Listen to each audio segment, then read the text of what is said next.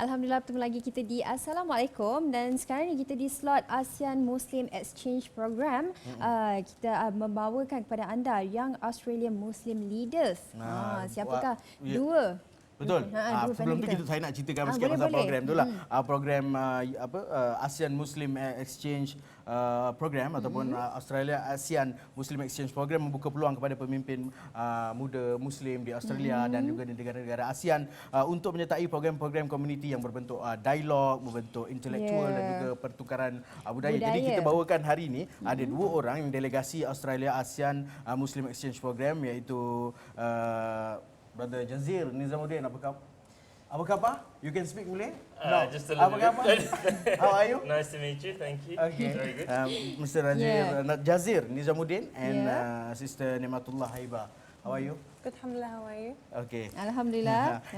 And we want to know a little bit background about both of you. Okay. Maybe you can start. Sure. So I'm an Australian lawyer. I work at the Australian Higher Education Regulator as a Compliance and Investigations Manager. I'm also active in the Muslim community as a co-founder and president of the Muslim Legal Network in Melbourne.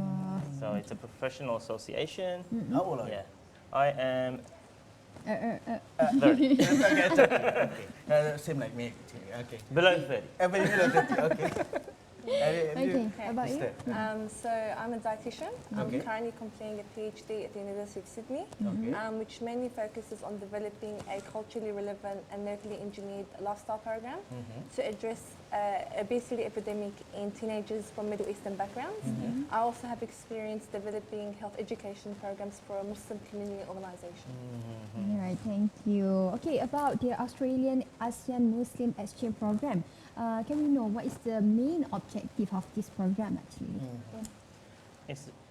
It's about building friendships and relationships between Australian Muslims and people in ASEAN, in the ASEAN region, specifically Malaysia and Thailand for this part of the program. So we've really enjoyed meeting Malaysians and Thais and getting to understand how the society works here, what are the issues, and sharing some of our ideas, learning from Malaysians about what we can use in Australia with the Muslim community there as well. Yes, and I would say it definitely also has opened future possibilities of collaboration and possible partnerships, inshallah. And what activity actually they have been held during this program among countries that you have visited? That I know before this you are going to Thailand and then now in Malaysia and then you go back to Australia. Yes. What are the programs actually?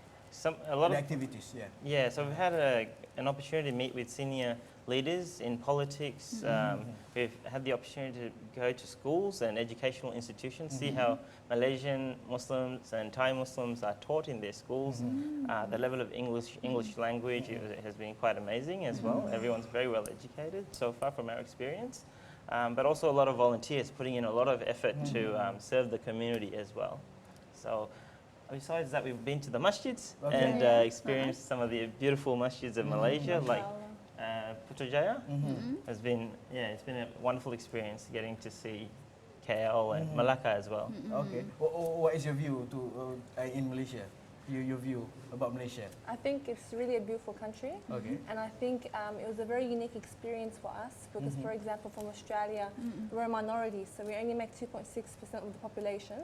It's a complete juxtaposition coming here, where Muslims are the majority, and seeing how you live and what we can learn from each other. Specifically, one key thing that we noticed is that women are quite empowered in the political space, and there's a lot of young women leaders and more senior women leaders really impacting change. So that was something we didn't know. We were quite impressed by that. All right. Okay, talking about that, being a Muslim in Australia, because in Malaysia the Muslims are the majority, and in Australia it's not. So can we know what are the benefits and the challenges that you have faced in Australia, being a Muslim there? Okay. I would say there's many benefits living in Australia, and we like to say Australia is the land of opportunity. We have many things to say. I'll probably start off by saying that one of the benefits living in Australia is that the government and local community leaders work in synergy together to develop initiatives that both empower us and the Australian wider community at large. For example, in Australia there's many Islamic schools which are funded by the government. I went to an Islamic school my entire life, and so I got to, for example, learn Arabic, learn Quran, at the same time contribute to Australian society. So that I felt like as an Australian Muslim, the two are inherently tied together. Yeah, any challenge? There are challenges, but I guess in terms of benefits as well, generally I think we know that Australia is a land of opportunity when it comes to education, employment opportunities, but in terms of challenges, there are challenges around some non-Muslims not understanding Muslims, and that's a challenge for the Muslim community to make sure that we reach out to them and help them understand what Muslims are like. There are still many non-Muslims in Australia who've never met Muslims, so we have mosque open days, so we invite them all to come along and get to know the community and really try to establish connections, much like what we're doing in the ASEAN region in this program. Being a Muslim in current situation, about the Islamophobia, maybe we in Malaysia, maybe we are not experiencing the Islamophobia so much, but probably in Australia, how about Australia, about the Islamophobia? Yeah, I think for most minority communities, they often have to deal with the challenges of Islamophobia because of the global situation that we're in. And we've taken a lot of steps. For example, there are a lot of Muslim leaders in business, in media, in different aspects of Australian life, even on TV. And that really puts a human face to Muslims. And it helps non-Muslims understand that we're just generally a day-to-day business. We want peace, security, we're just like them. But there are definitely challenges in that space where a minority of people don't want to get to know or don't want to accept, and it's really important for us in Australia that we engage with the government, we engage with different stakeholders, so that that sort of behaviour, whether it's a Muslim or a non-Muslim, antisocial sort of behaviours becomes not acceptable, and we continue to build those relationships, and the government continues to sort of get better at managing that issue and that problem. Thank you. I would say that the Muslim community has been quite amazing in being very proactive regarding Islamophobia. For example, a lot of youth developed initiatives that further, would you say, serve our community. For example, I remember a female Muslim lawyer started the Islamophobic register, which basically is every time you experience something, this gets registered and a portfolio is made. Another thing is that, for example, Jazzy would know Muslim legal practitioners come together and they educate the audience about what their rights are and what they can do if something happens.